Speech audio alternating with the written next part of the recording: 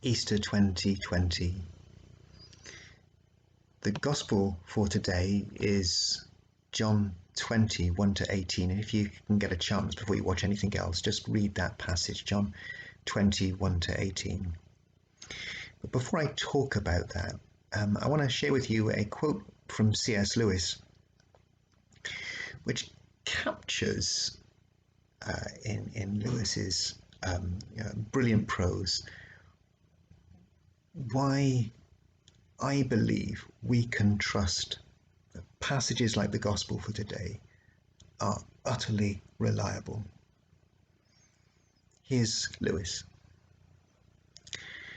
Either this, the New Testament documents and passages like our Gospel today, either this is reportage, or else some unknown writer in the 2nd century without known predecessors or successors suddenly anticipated the whole technique of modern novelistic narrative realism.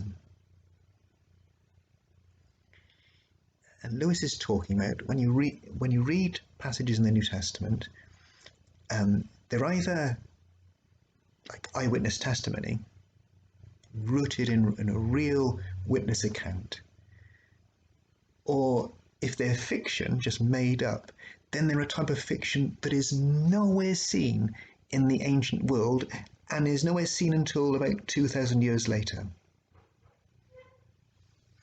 Lewis is talking especially about verses like John 20 verse 10 from our Gospel today. John 20 verse 10 says, "And then the disciples went home." I'm sorry.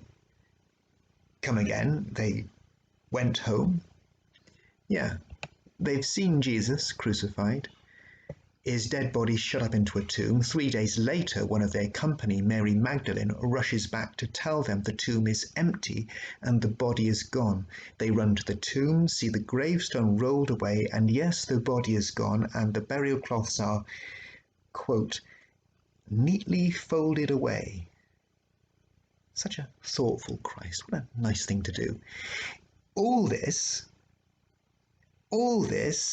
crucified Jesus, faith destroyed, 3 days later, empty tomb, Mary talking about having seen a gardener, all of this. And what does John's Gospel say happened next? The disciples went home. And nothing. No other information, nothing else. It says they just went home. Well, it's getting late. Must get the tea on. I remember a psychologist telling a group of us clergy a few years ago about the 7/7 bombings on the London Tube. He said there were people who walked away from the bomb blast, bought milk and a paper, arrived home, "Hi everyone," and a family member would say, "Your clothes are torn and you're only wearing one shoe." It's a well-documented response to life-changing traumatic events. People can't accept what's happened, so they act as if it hasn't and they just go home. The disciples find the stone rolled away and the tomb empty. They're shocked and bewildered. Well, let's get back. Better get the dinner done. Now, either somehow, in some way, Jewish first-century writers of the New Testament knew about complex post-trauma reversion to norm behavior and included it in their made-up story, or the core of this is just how it happened. If this was an unrepresentative one-line detail in the New Testament stories about Jesus, we could set it aside, but the Gospel stories are full of it. They're unintentionally comic and odd and messy, not polished, not seamless, stuffed with irrelevant, weird details, all in a way that sounds and feels like eyewitness testimony, because they are. They're real.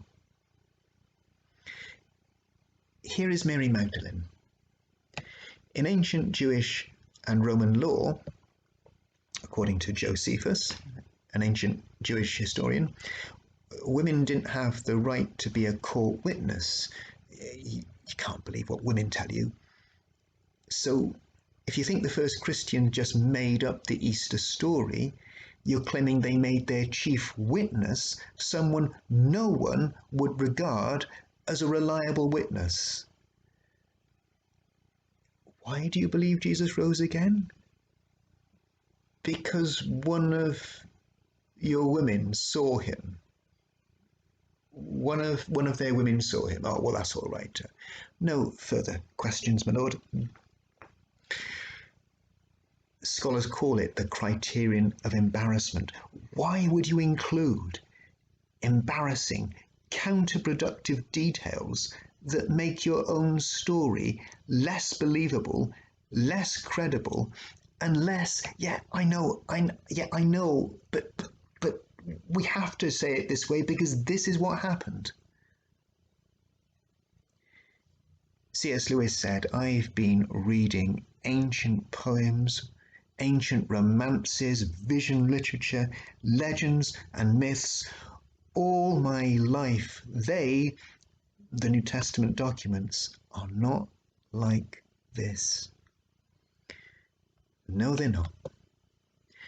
And how odd, strange, and glorious this Easter eyewitness testimony really is. Here's this. In the beginning of the Bible, where do human beings, Adam and Eve, first screw it all up? In the Garden of Eden.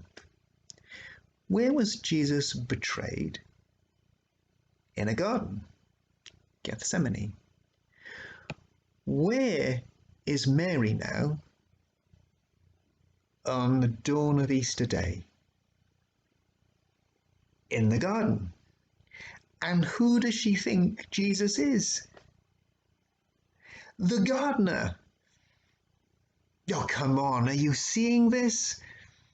Is God trolling the devil? Let's go to all the places where human beings screw it up and where they betray everything, where they think they can bury the very source of their own love and life and salvation. In a garden?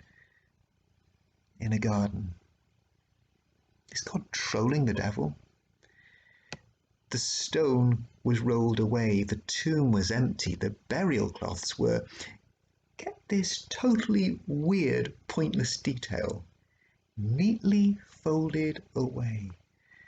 And seeing all this, the disciples just went home. And the first witness to it all is a woman with a notorious, unreliable, troubled past, and she's in a garden, and she can't recognize at first Jesus, as she thinks he's the gardener. Because he so is. It's all so glorious and weird and heartbreakingly beautiful and true. This life is full of crosses, full of personal hells, full of ugly, unfair, horrible deaths. And here is Christ, crucified and risen, to blow one massive hole in all of it and make all things new. Christ is risen. He is risen indeed. Alleluia.